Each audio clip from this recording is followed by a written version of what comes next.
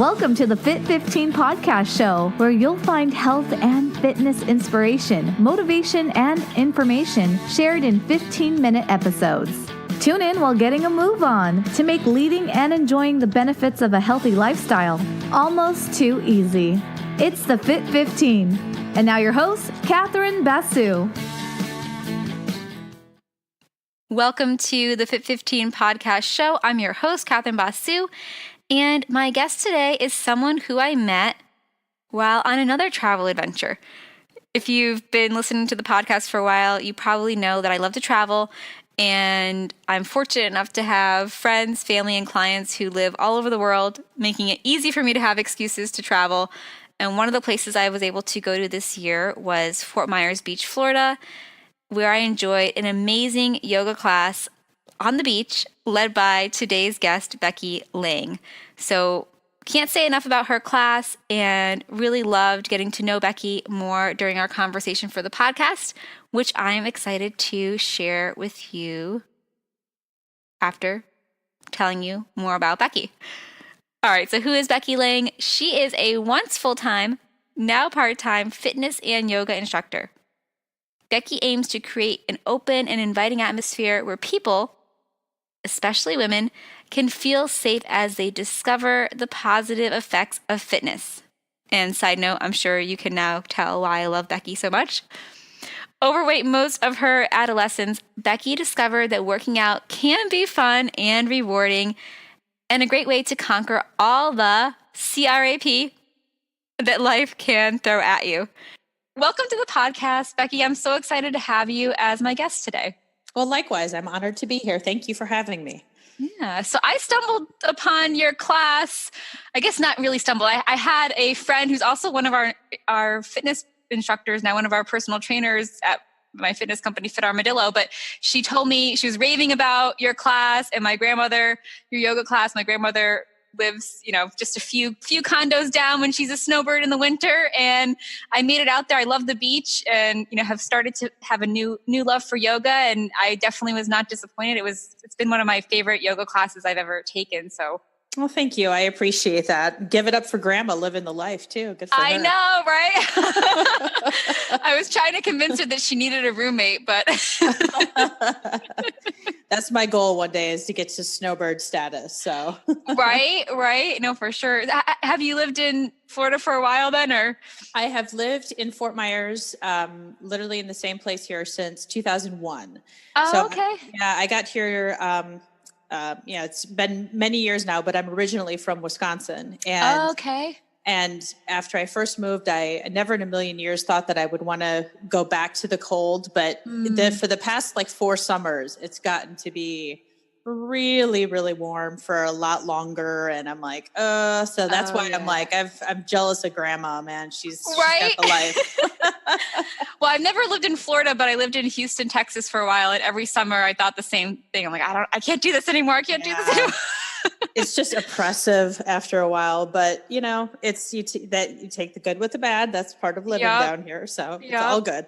No, for sure. Well, I'd love to have you share your story, because you're just like me. I hated gym class, and I had a grandfather who was a doctor. My dad's also a physician, but my dad said, nope, he couldn't do a doctor's note because we have the same name. And it would be, that was his excuse. So I tried to get my grandfather to write me a doctor's note. He wouldn't do it.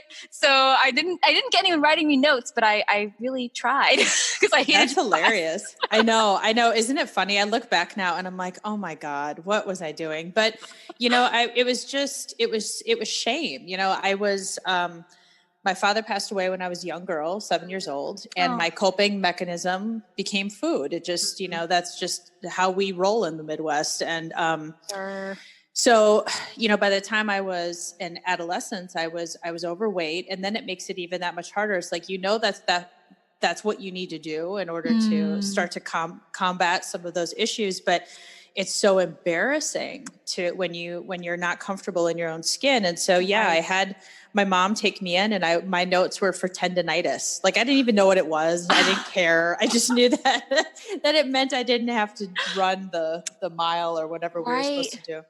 So and that really continued on for me until I think it was my sophomore year of college. At some point, I and I really can't even tell you exactly what happened, but I just had that moment. And I had woken up one morning and I had been out partying the night before, and I was also smoking at the time. Yeah.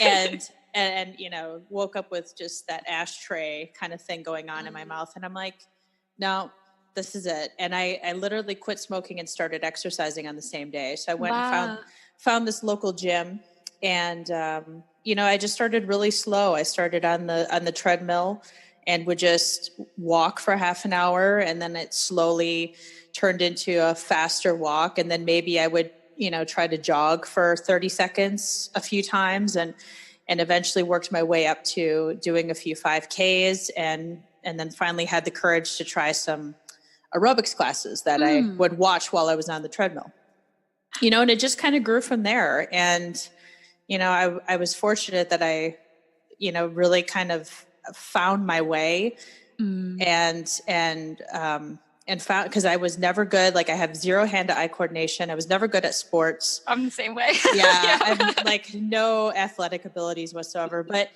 once I started trying, especially aerobics, everything from old school, like floor style aerobics, to spinning, to Zumba, to all of that kind of stuff, that just resonated with me. I have good timing and a sense of rhythm, and I enjoyed it. I had fun, and I would work hard, and I would actually be excited to go to the gym. And, and then eventually from there, then I started adding in weightlifting, and, it just kind of progressed from that point.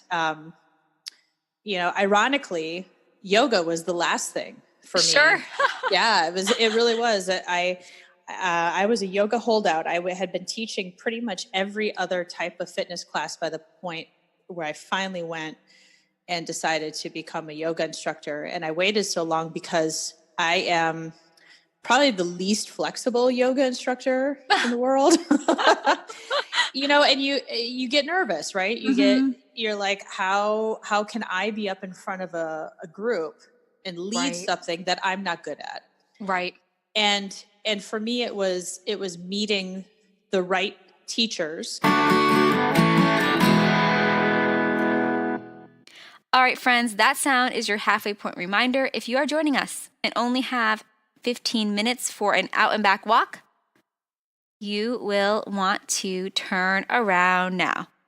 All right, back to my conversation with Becky. And going to the right studio where I felt, I was spoken to in a way that it was like, hey, everybody can do this. You just do what you can. And actually, when you struggle with it, you have more in common with the majority than you do with the minority of people that are really, really good at yoga. And so it kind of opened my eyes, and I said, that's very true. And I'm comfortable being up in front of a group of people. So once I kind of got over that fear, it was great to add yoga into the mix, because it really kind of rounds everything off. Right. Yep. For sure. Well, that's awesome. And it's funny how that was the last thing, but you're definitely, I feel like you're a natural yoga instructor. I'm really glad that you took that step. So well, thank you. I appreciate it. I really do enjoy it. I think, and you can actually see people having moments as they're going through class where things will click, whether it's something I say or just a pose finally feels right, or they leave and they're just a little bit more relaxed and a little less stressed out than when they got there, which to me, that's what yoga is really about. For me, it's much more about the mind than it is about the body, but for sure. Yeah. So it's really great to be able to witness that.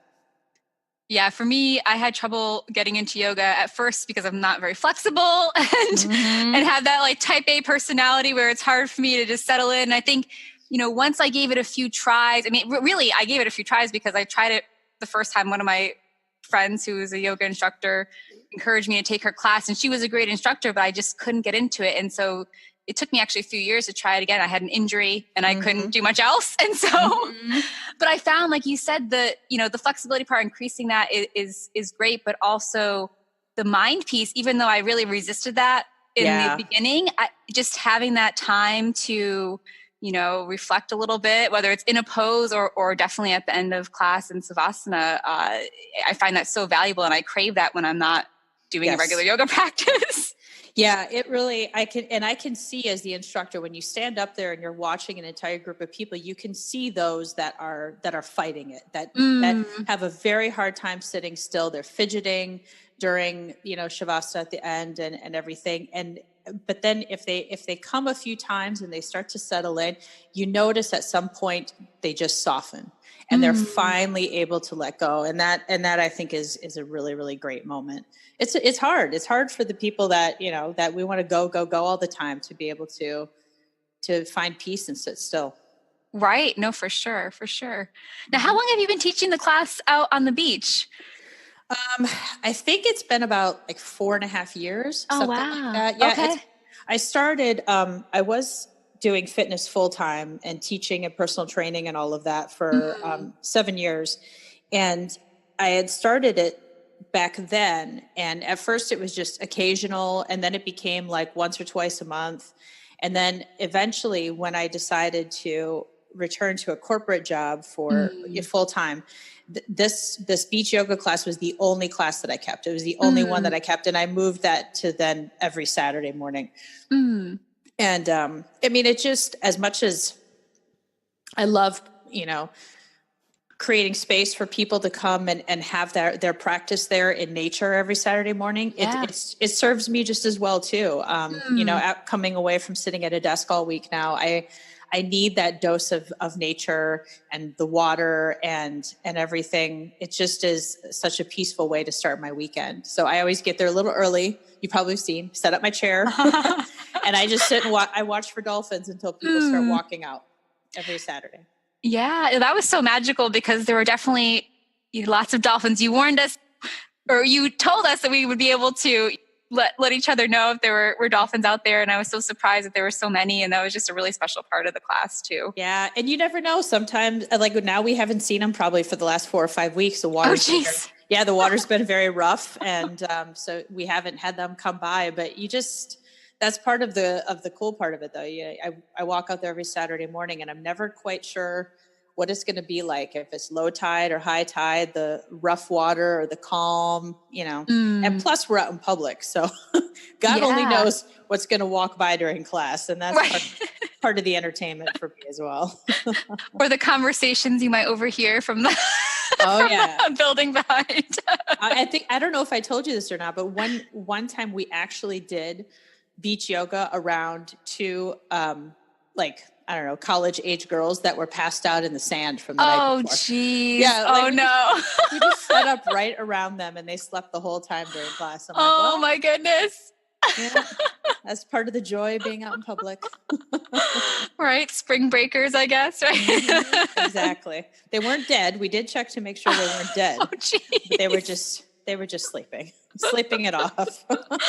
Oh my goodness. That's too funny. Yeah. I guess, you never really know what would be out there. Right. Lots of Speedos walking by. Good times. Right. Good times.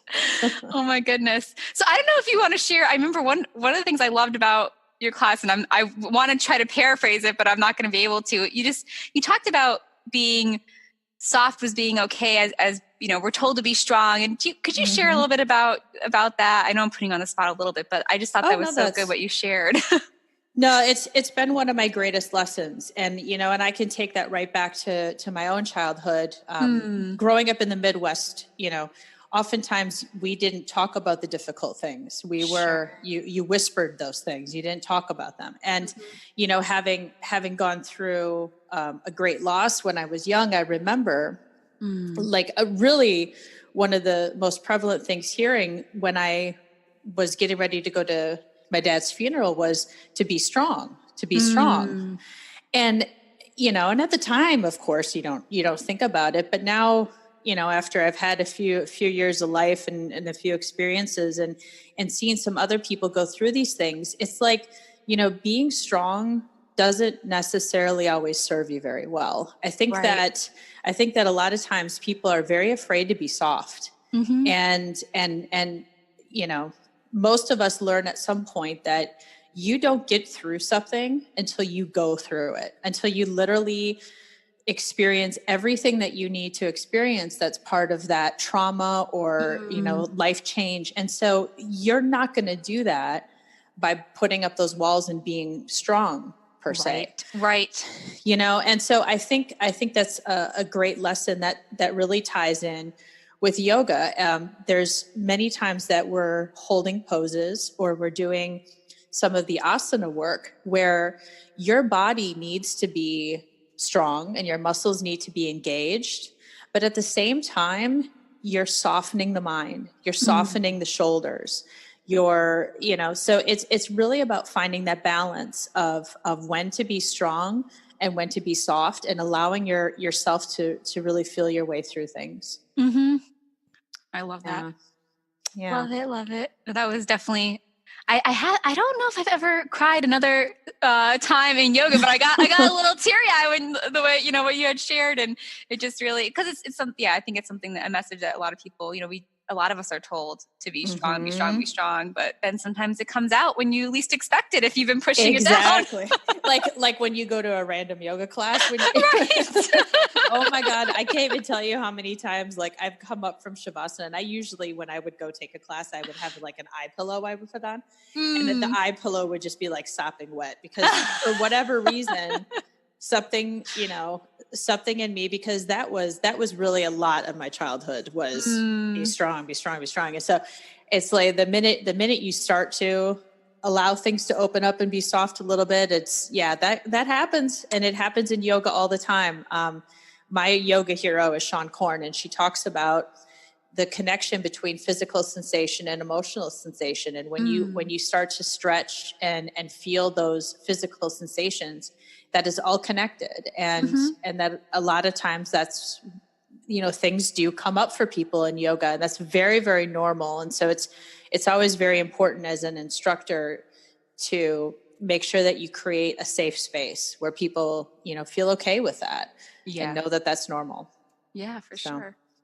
One thing I love too, Becky, is that you're so passionate about animals. So that comes through, during class when we're out there and there's your furry friends are walking by. But I know you've done at least one special class just for, fundraiser. Is there anything else you have going on or you want to share with people about that passion of yours? Well, I'm a super dog person, of course, but I really like all animals. I would probably have a small farm myself if I could, if I lived in a different area and had that available to me. But yeah, one of my favorite parts about class is that we have a series of very regular beach dogs that walk by, and I know most of them by name, and a lot of them come running up to say hi. And people in my class know that class is just paused when the dogs come by. And yeah, we did I'm also a longtime vegetarian, sometimes vegan. And there is a sanctuary farm that's in this area here in Florida, not too far from here, in a place called Punta Gorda. And it's called Little Bear Sanctuary, and they rescue farm animals. And I had heard about them, just through different groups on Facebook, and had reached out because I just wanted to go there and visit and just see the animals. And, they have cows and pigs and goats and sheep. I think they have a rooster now. And I just wanted to go out there and meet the animals. And the guy must have looked at my profile picture or my page after the point and was like, "Hey, you teach yoga." So when I went out there, we talked about it, and he wanted to, discuss doing a fundraiser where people could come out, and in one of the side pastures we did a yoga class. And then afterwards, people had the opportunity to go and meet the animals and take pictures and give pigs belly rubs and all that kind of stuff. So, and I just think anytime people can have that connection, I'm not one, I very rarely get preachy about anything, because I don't think preachy ever changes minds. Right. But I think if you just put something out there to people that maybe makes them think a little bit differently, like, pigs are some of just the sweetest animals in the world, and they are just like dogs in that they love belly rubs. And so they'll come, you'll walk over to them and they'll literally just like flop over, and just like a dog does. And, so it's things like that. I think it was important for me to, to do that work and be able to get that message out there in a way that I felt was, helpful and just kind of plant the seed maybe. But anything animal involved, I'm all over. I love them. Yeah. Oh, it's super cool. Do you think you'll go back and do anything like that again, or should people follow you for that? Or Yeah, they've already asked me. The issue is, I would probably be open to doing it once a month, but now we're in our hot months down here. Yeah. And in the area that they have, there really isn't a lot of shade. And I just, I told them I think it might be better if we wait until it starts to cool down. But we were definitely going to be staying in touch. And so at some point, again, it will happen. It's just a matter of if it will wait until the fall or if we find some other way to do it in the meantime. Yeah, super cool. Mm-hmm. Well, Becky, I love getting to learn more about your story and, your passions for the animals and all that. And it's been really fun. Do you want to share anything else before we officially say goodbye for people? I'll share where to find you in the show notes, but anything else you want to share or last words of wisdom? I think, when it comes to just fitness in general, because I know that's where your heart lies. I think, just to try not to get discouraged by one or two things or one or two circumstances, to keep putting yourself out there and you'll find your tribe, right? Just like anything else where there might be a certain type of class or a certain instructor or a certain location where you're just going to feel at home. And it makes, it kind of sucks sometimes to have to do the work to find that. But once you do, it's so worth it. And I think that, it's just, I often joke, I don't know how people can't work out, because for me, it's such a mental thing. Like I'm getting ready. That's what I'm going to be doing as soon as we get off of this call, is to pack up my stuff and go to the gym to lift weights and everything. It's such a mental release. And I think if you just make that little bit of a change from saying that it's a have to, and look at it more as a get to, where the ability to move our bodies and how fortunate we are to be able to do that is really, if you can come from that place instead, it just makes all the difference. I love that. Totally agree. And that's why I'm so passionate about trying to get people just, take a few steps, try something new, like you said, or try it again. Because that's been my experience too, Man, I hated yoga the first time. I also hated spin, and I'm like a spin freak right now. So I mean, same. It just takes, a little bit of trial and error. That's all. Yep. Yeah. We don't want anyone to be missing out on all the good things that we benefit from, right? So Absolutely. Awesome, Becky. Well, thanks again for stopping by, and I hope you have a great workout this afternoon. All right. You're very welcome. And we look forward to seeing you again in the sand soon. I hope so. Yeah. Thanks for listening to the Fit 15. For show notes and more, visit fitarmadillo.com/podcast. See you next time. Hi, friends. It's Catherine. I hope you enjoyed this episode as much as I did getting to know more about Becky. If you have not left a review yet, make sure you go and do that. It will make my day and will help me stay motivated to get more guests on the show to inspire you to get and stay moving. I hope you have a wonderful day. And if you subscribe to the show, I will chat with you tomorrow. Bye.